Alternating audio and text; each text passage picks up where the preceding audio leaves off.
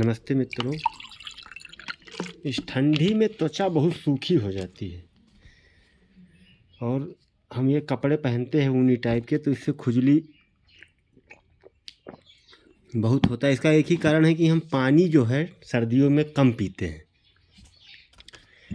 तो इसलिए इस ठंडी में अपने आप को हाइड्रेट रखना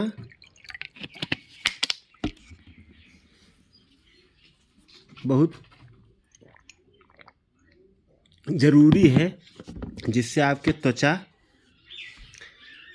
संबंधी रोग ठीक होगा और हाइड्रेट रहेंगे तो खुजली कम होगी। और ये ऑरेंज कम से कम पूरी सर्दी डेली एक, लोग बोलते हैं ना, एक सेब डॉक्टर से दूरी। सर्दी में ऐसा ज़रूरी नहीं है। सर्दी के लिए सबसे बूस्टर चीज़ है ये।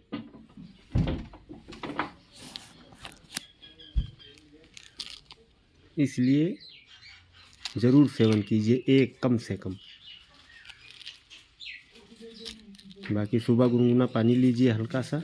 दिन भर गुनगुना पानी की आवश्यकता नहीं है, जो आपको कहीं ना कहीं बहुत फ़ायदा नहीं करेगा। धन्यवाद।